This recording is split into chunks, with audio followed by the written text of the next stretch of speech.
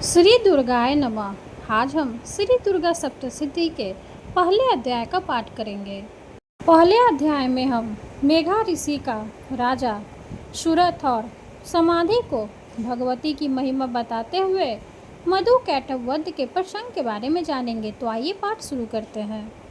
प्रथम चरित्र के ब्रह्मा ऋषि, महाकाली देवता, गायत्री छंद, नंदा शक्ति, रक्तदंती का बीज, अग्नि तत्व और ऋग्वेद स्वरूप है। श्री महाकाली देवता की प्रसन्नता के लिए प्रथम चरित्र के जप में विनियोग किया जाता है।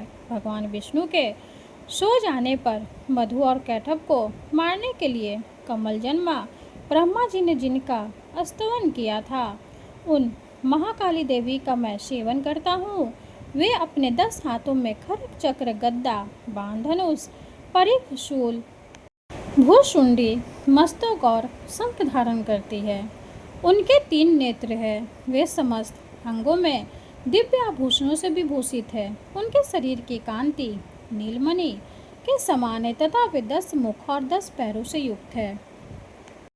ओम चंडी देवी को नमस्कार है। कोलाविंधिनी यह किसी विशेष कुल के क्षत्रियों की संज्ञा है। दक्षिण में कोला नगरी प्रसिद्ध है। वह प्राचीन काल में राजधानी थी। जिन क्षत्रियों ने उस पर आक्रमण करके उसका विध्वंस किया वे कोला विंध्यवासिनी कहलाए। मार्कंडेय जी बोले, सूर्य के पुत्र सावर्णी जो 8वें मनु कहे जाते हैं, उनकी उत्पत्ति की कथा विस्तार पूर्वक कहता हूँ, सुनो। सूर्य कुमार महाभाग सावर्णी भगवती महामाया के अनुग्रह से जिस प्रकार मनवंतर के स्वामी हुए वही प्रसंग सुनाता हूँ। पूर्व काल की बात है।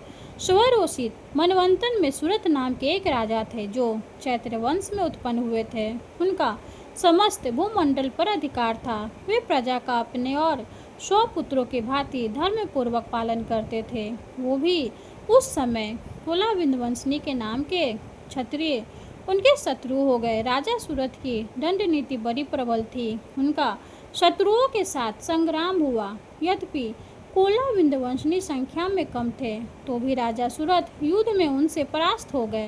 तब वे युद्ध भूमि से अपने नगर को लौट आए और केवल अपने देश के राजा होकर रहने लगे।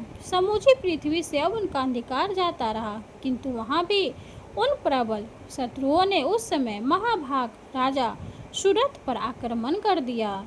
राजा का बल क्षीण हो चला था, इसलिए उनके दुष्ट बलवान एवं दुरात्मा मंत्रियों ने वहां उनकी राजधानी में भी राजकीय सेना और खजाने को हथिया लिया। सूरत का प्रभुत्व नष्ट हो चुका था, इसलिए वे शिकार खेलने के बहाने घोड़े पर सवार हो वहां से अकेले ही एक घने जंगल में चले गए। वहां उन्होंने विप्रवर मेघा मुनि का आश्रम देखा, जहाँ कितने ही हिंसक जीव अपनी स्वाभाविक हिंसा वृत्ति छोड़कर परम शांत भाव से रहते थे। मुनि के बहुत से शिष्य उस वन की शोभा बढ़ा रहे थे। वहां जाने पर मुनि ने उनका सत्कार किया और वे उन मुनि श्रेष्ठ के आश्रम पर इधर उधर विचरते हुए कुछ काल तक रहे। फिर ममता से आकृष्ट चित्त होकर वहां इस प्रकार चिंता करने लगे, पूर्व काल में मेरे पूर्वजों ने जिसका पालन किया था वही नगर आज मुझसे रहित है। पता नहीं मेरे दुराचारी भृत्यगण उसकी धर्म पूर्वक रक्षा करते हैं या नहीं। जो सदा मद की वर्षा करने वाला और शूरवीर था वह मेरा प्रधान हाथी अब शत्रुओं के अधीन होकर न जाने किन भोगों को भोगता होगा। जो लोग मेरी कृपा, धन और भोजन पाने से सदा मेरे पीछे पीछे चलते थे वे निश्चय ही अब दूसरे राजाओं का अनुसरण करते होंगे। उन अपव्ययी लोगों के द्वारा सदा खर्च होते रहने के कारण अत्यंत कष्ट से जमा किया हुआ मेरा वह खजाना खाली हो जाएगा। ये तथा और भी कई बातें राजा तुरंत चिंतन सोचते रहते थे। एक दिन उन्होंने वहां विप्र मेघा के आश्रम के निकट एक वैश्य को देखा और उससे पूछा, भाई तुम कौन हो? यहाँ तुम्हारे आने का क्या कारण है? तुम क्यों शोकग्रस्त और अनमने से दिखाई देते हो? राजा सूरत का यह प्रेम पूर्वक कहा हुआ वचन सुनकर वैश्य ने विनीत भाव से उन्हें प्रणाम करके कहा। वैश्य बोला, राजन, मैं धनियों के कुल में उत्पन्न एक वैश्य हूँ। मेरा नाम समाधि है। मेरे दुष्ट स्त्री पुत्रों ने धन के लोभ से मुझे घर से बाहर निकाल दिया है। मैं इस समय धन, स्त्री और पुत्रों से वंचित हूँ। मेरे विश्वसनीय बंधुओं ने मेरा ही धन लेकर मुझे दूर कर दिया है, इसलिए दुखी होकर मैं वन में चला आया हूँ। यहाँ रहकर मैं इस बात को नहीं जानता कि मेरे पुत्रों की, स्त्री की और स्वजनों की कुशल है या नहीं। इस समय घर में वे कुशल से रहते हैं अथवा उन्हें कोई कष्ट है। वे मेरे पुत्र कैसे हैं? क्या वे सदाचारी है अथवा दुराचारी हो गए हैं? राजा ने पूछा, जिन लोभी स्त्री, पुत्र आदि ने धन के कारण तुम्हें घर से निकाल दिया, उनके प्रति तुम्हारे चित्त में इतना स्नेह का बंधन क्यों है?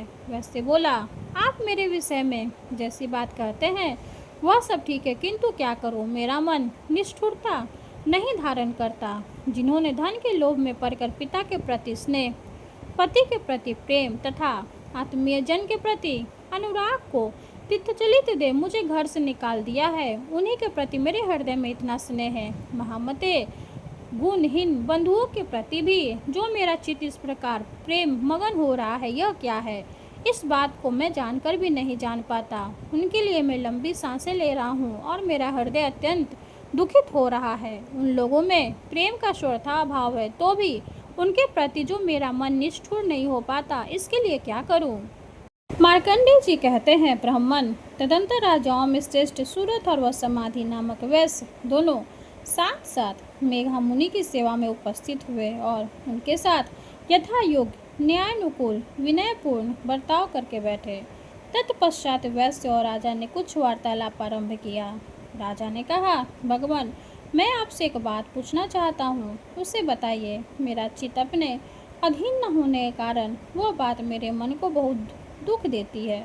जो राज्य मेरे हाथ से चला गया है उसमें और उसके संपूर्ण अंगों में मेरी ममता बनी हुई है। मुनिश्रेष्ठ, यह जानते हुए भी कि वह अब मेरा नहीं है, अज्ञानी की भांति मुझे उसके लिए दुख होता है।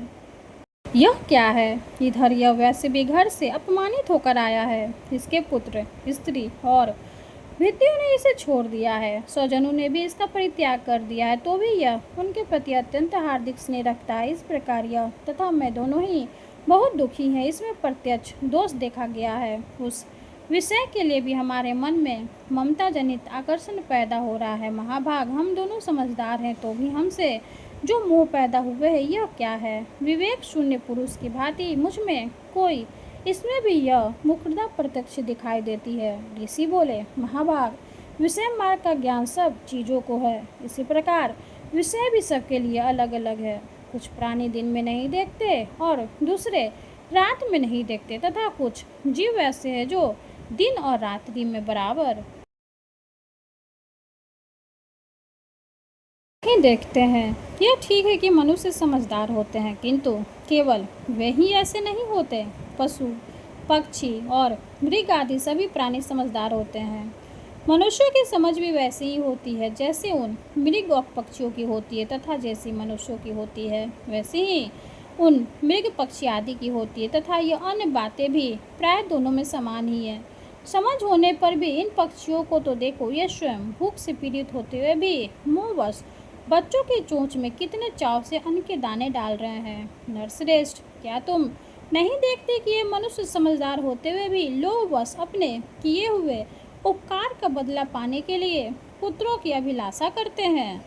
यद्यपि उन सब में समझ की कमी नहीं है, तथापि वे संसार की स्थिति, जन्म मरण की परंपरा बनाए रखने वाले भगवती महामाया के प्रभाव द्वारा ममता में भंवर से युक्त मोह के गर्त में गिराए गए हैं। इसलिए इसमें आश्चर्य नहीं करना चाहिए। जगदीश्वर भगवान विष्णु की योग निंद्रा रूपा जो भगवती महामाया है, उन्हीं से यह जगत मोहित हो रहा है। वे भगवती महामाया देवी ज्ञानियों के विचित्त को बलपूर्वक खींचकर मोह में डाल देती है। वही इस संपूर्ण चराचर जगत की सृष्टि करती है, तथा वही प्रसन्न होने पर मनुष्यों को मुक्ति के लिए वरदान देती है। वही पराविद्या, संसार बंधन और मोक्ष की हेतुभूता सनातनी देवी तथा संपूर्ण ईश्वरी की भी अधीश्वरी है।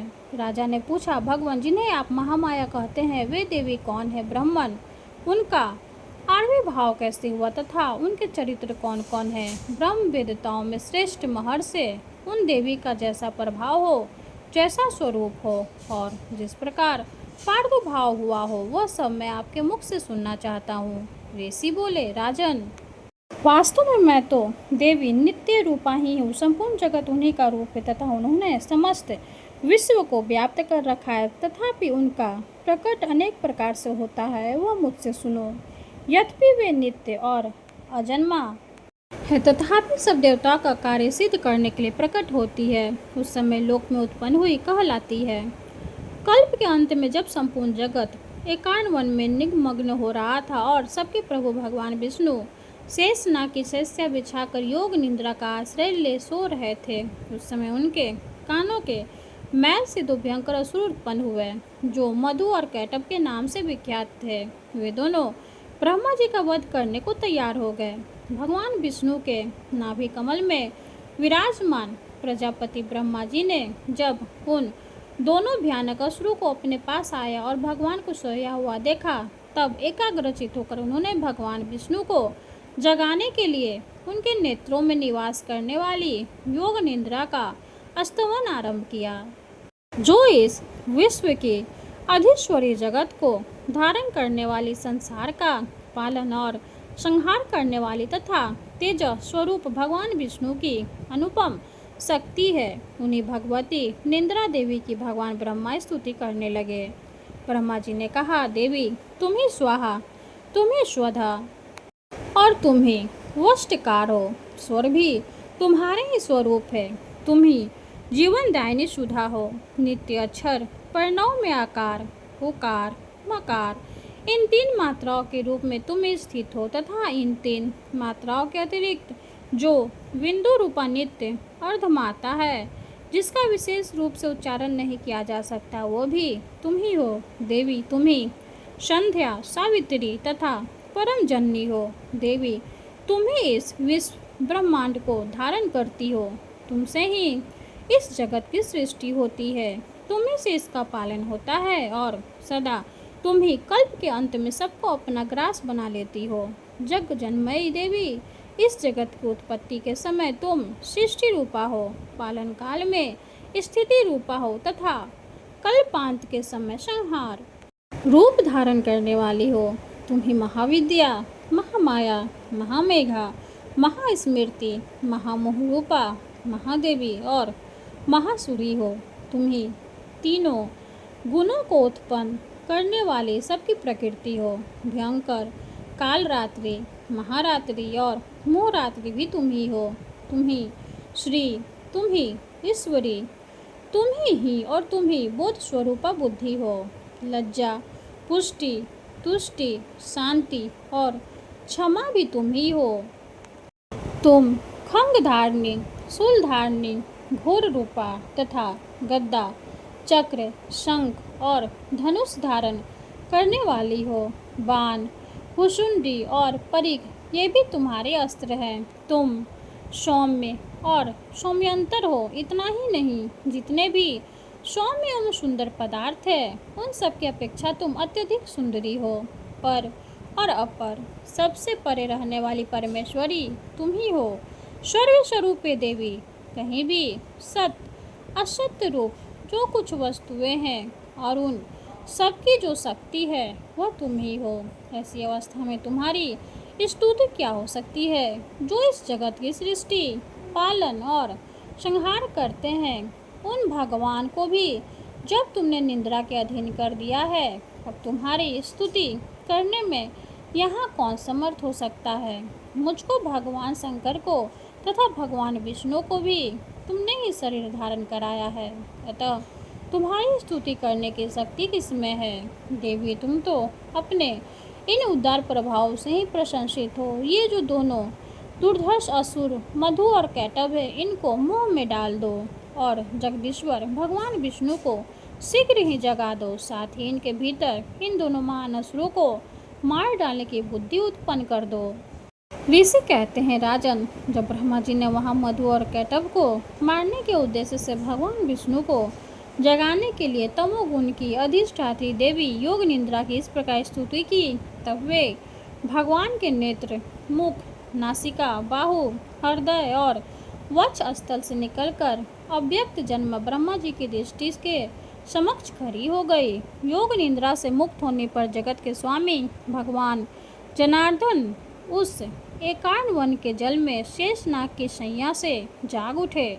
फिर उन्होंने उन दोनों असुरों को देखा। वे दुर्मात्मा मधु और कैटव अत्यंत बलवान तथा पराक्रमी थे और क्रोध से लाल आंखें किए ब्रह्मा जी को खा जाने के लिए उद्योग कर रहे थे। तब भगवान श्री हरि ने उठकर उन दोनों के साथ 5000 वर्षों तक केवल बाहु युद्ध किया। वे दोनों भी अत्यंत बल के कारण उन्मत्त हो रहे थे। इधर महामाया ने भी उन्हें मोह में डाल रखा था।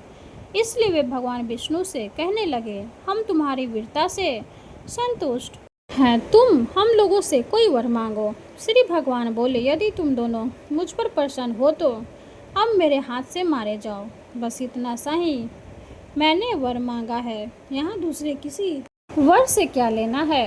ऋषि कहते हैं, इस प्रकार धोखे में आ जाने पर जब उन्होंने संपूर्ण जगत में जल ही जल देखा, तब कमल नयन भगवान से कहा, जहाँ पृथ्वी जल में डूबी हुई न हो, जहाँ सूखा स्थान हो, वहीं हमारा वध करो।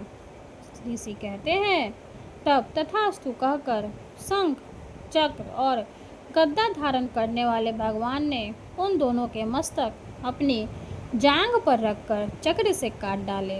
इस प्रकार ये देवी महामाया ब्रह्मा जी की स्तुति करने पर स्वयं प्रकट हुई थी। अब पुनः तुमसे उसके प्रभाव का वर्णन करता हूँ, सुनो। इस प्रकार श्री मार्कंडेय पुराण में सार्वजनिक मनवंतर की कथा के अंतर्गत देवी महात्म्य में मधु कैटव वध नामक पहला अध्याय पूरा हुआ। माँ दुर्गा की जय हो।